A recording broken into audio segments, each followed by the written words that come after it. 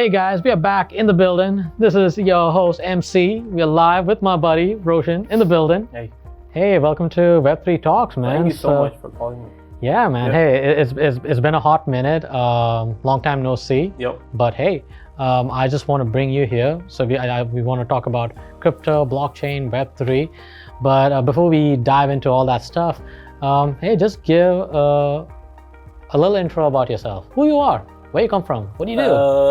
Yeah, that's an interesting question actually. So I'm a mechanical engineer, by the way. I don't belong in crypto.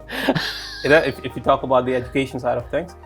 Yeah, so I started with inventing of stuff in my college days, right? I invented a thing that I couldn't find funding for. So that's how I got into marketing. I learned about marketing that, you can get clients, you can make money by just running Facebook ads and Google ads, and you can make money from people. And Nice. I thought of, getting that money and putting it into this product and developing it further. That's how I got into marketing, right? Because I didn't find funding, I got into this. That's how I started, and just it changed the life for good. So yeah, so then ran a small agency with my friends in India for a couple of years, you can say. All right. And then moved to Dubai. Things didn't work out, moved to Dubai. And then in Dubai, my first job was to market, a consulting company, right? Gotcha, Get all right. clients for them. And then I got interested into crypto. I learned about crypto. I invested in a token that scammed me, basically. So it was a hard thing to learn. And yeah, that's how I started. Sorry, I didn't mean to laugh at your pain, but hey, we all It's been fine, through that. it's We fine. all been through. It's all there. But the good thing is, the bright side, the technology, the things, the way the world is changing, that's interesting. And that's how I got into this, started learning more, joined a company, a trading company, started doing marketing from them, started, learned how to actually control budgets. We were spending around $15-20 million per annum. Wow. For them to market their brand. And that's how I learned how to, actually generate ROAS, revenue, while spending a lot of money and making money out of it. Gotcha. Because even if you're not if there is a small mistake and you're not aware of it for like a couple of hours, $10,000-$20,000 are gone.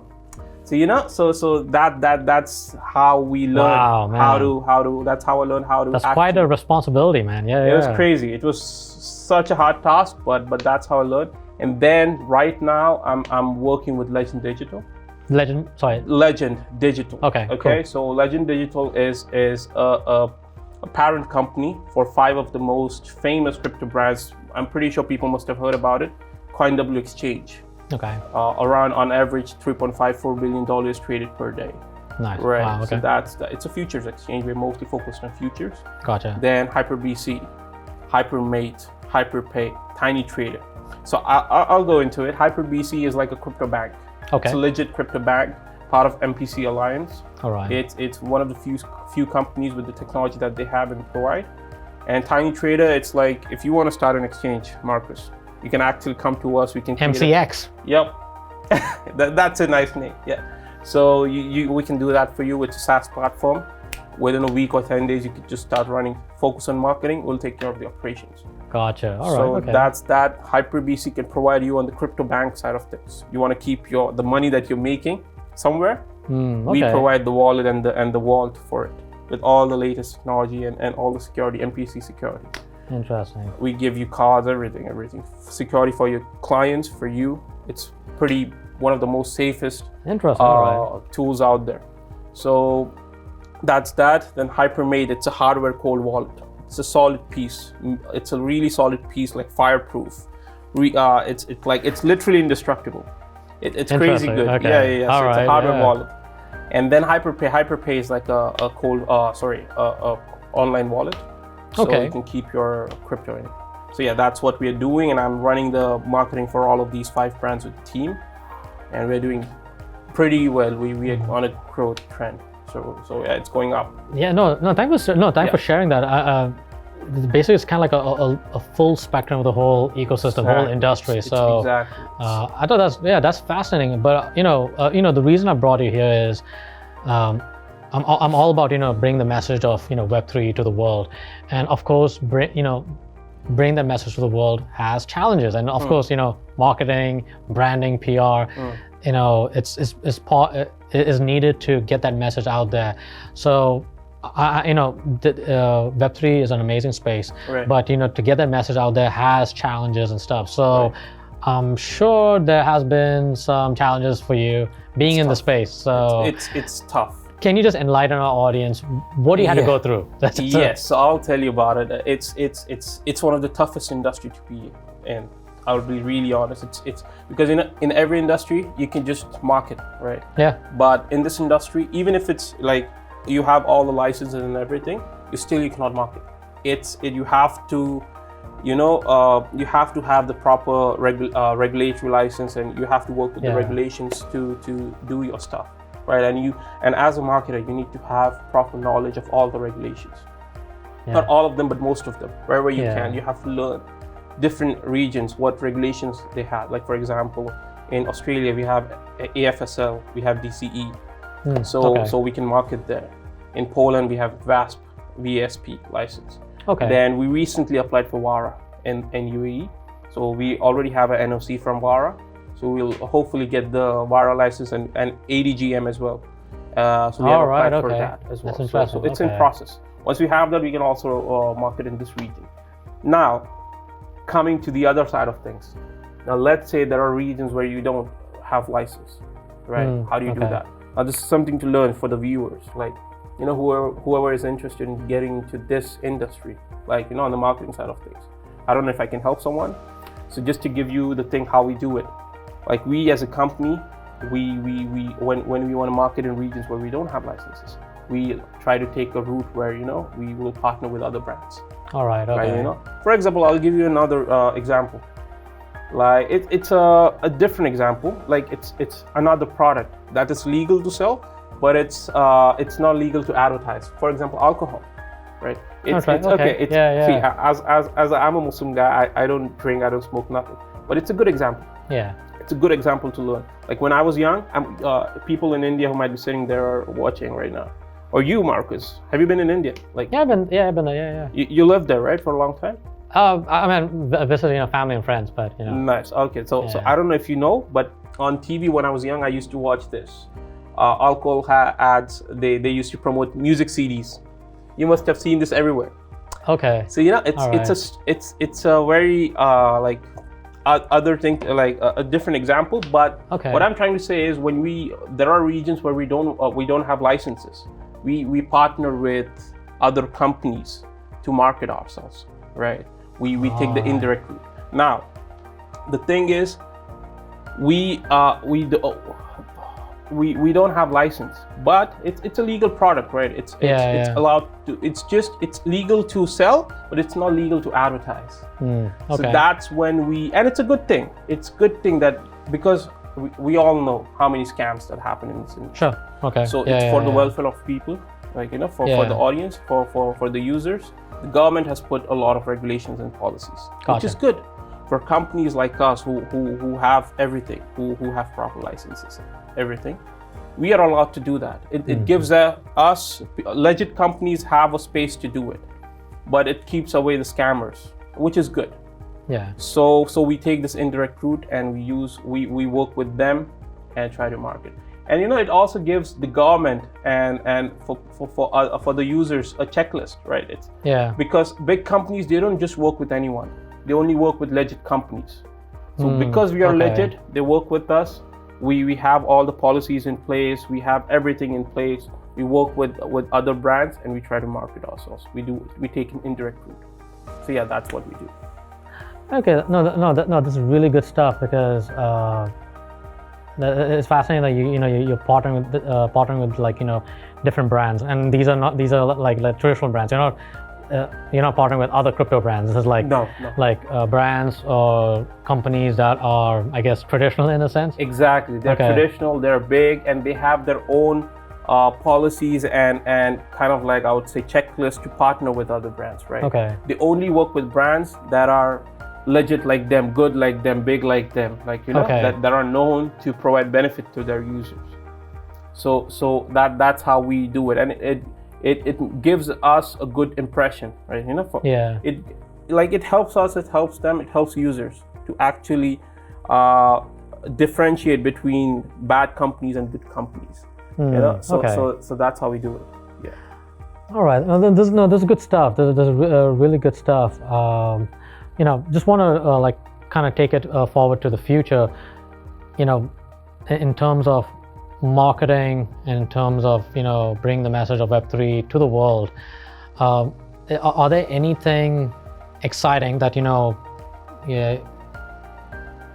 for you, like in terms of putting that message to the world? Like, is there any specifics, or you're just working in the details in terms of brands, partnerships and stuff?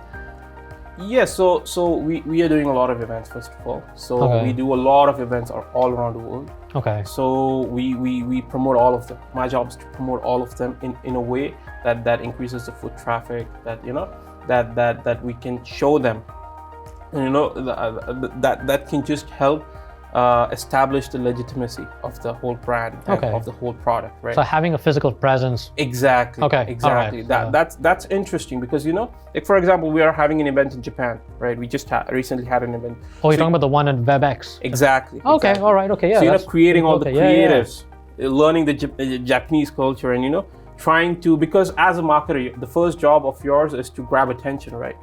How do you grab attention? How do you grab attention is by actually, the way I like to do it is actually speaking the truth, showing them something of their culture, using humor or sarcasm, like in their own way. So you get to learn their culture. You like to create creatives around it, that's and clever. then try that's to really promote clever. the events, then try to promote the doing your marketing activity in those areas. So it's pretty interesting. That's what I like. I'm doing event in Singapore, in Philippines. So we carve the whole marketing message, the whole activity around that. It's very interesting. No, that's fascinating. No, I think I just learned a lot of lessons in terms of like, for folks in the Web3 space to connect with, say, the Web2 space, right? I think that's because I know that is kind of hard because you have to educate people, I guess. True. Would that be correct? True. And the second one is having a physical presence, like offline presence in a sense. So is there anything else too? Because I know, like, marketing, in the Web3 space, it's super challenging. I mean, I know a lot of people get scared with all these regulations. How do you deal with it and stuff? Right. So is there like a particular advice for those who are trying to enter the Web3 space? Okay, I get it. I'll give you another secret. Okay, it's something for you to learn. One of the best forms of marketing that ever was value-based marketing, right? Okay. You don't need to sell your product in see, if you know that your product provides value, right? Yeah. Do that. That's the best kind of marketing. If you, without asking for a sale, provide a value first to your customer. Give them as much value as possible through ebooks, through free stuff. Like, free stuff is not just free. People give out freebies, like things that don't sell, they give out as freebies. You don't do that. You give out actual stuff that you sell for money, right? You give out them for free for them to experience it, for them to learn from it, right? When they experience your stuff, that's when they will come, right? And so that's what you do.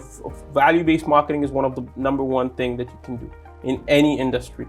So being in our industry where it's so hard to promote your product, so don't promote your product, promote the value through someone else. Partner with a book publisher. Gotcha. And promote his book and like create some content together. And nice. riding on the same boat as other successful brands and companies. That's what I was trying to say. No, but this is really cool stuff because the Web3 space has a lot of value to give. I mean, like, you're talking about, like, like privacy, user empowerment. I mean, you name it. I mean, like, just incredible value, right? Like, in terms of, like, payments. I mean, hey, you can also be your own bank, right? I mean, those are really great values the Web3 can offer to the world. Exactly. Whatever you can think of, you just need to provide value and promote that in a most value providing way. Okay, so I guess I know some of our audience might would definitely take your advice, but they will also see it as, I mean, it's kind of cliche, but would education be a key factor Exactly. So yeah, so Okay. that's another point that I would like to touch. All right. So this industry is so new. People who are selling stuff, they don't know what they're selling. People who Yeah. are buying stuff, they don't know what they're buying until they experience it. Right? Right. It's crazy. So young this market is, this industry is. So providing education, whoever provides education is the number one company that's going to be in the future. This is, again, it's a form of value-based marketing again. Providing education is providing value. Yeah. So you have to provide value. Only then you can be there for long term, because the competition is crazy nowadays, right? Sure. How are you going to Yeah. differentiate if you just depend on selling your products directly? It's like, going to a street where there are like 10 different shops, Yeah. and everybody has a sailboat on it. You're doing that. Yeah. Everybody's saying buy. Yeah. What you are doing, if you do the same, you're like them. You're narrowing your own market. But instead, if you say, I have experienced my stuff now, and before, and then decide for yourself. 10 people are saying buy, you're saying experience first. They're going to come to you. This is what I'm saying. Provide value first. Provide education first. And in this market, they don't even know what you're selling. Yeah. It's so young, they don't even know what you're selling, what the 10 other guys are selling. So if you're educating them first, they're going to come to you. Oh, that's awesome. So yeah. Hey, You're creating your future yeah. customers. But hey, Roshan, first of all, you've given a lot of value for us in this episode. Really appreciate it. And hey, first of all, thank you for your service to this wonderful space of Web3. So hey, fam, hey, if you want to learn more, definitely put some of his information in the description below. But hey, once again, thank you so much. Fam, we gotta go. So hope you receive a lot of value. Anyways, y'all be good, y'all be safe. We'll talk to you soon. Bye for now. Thank you so much.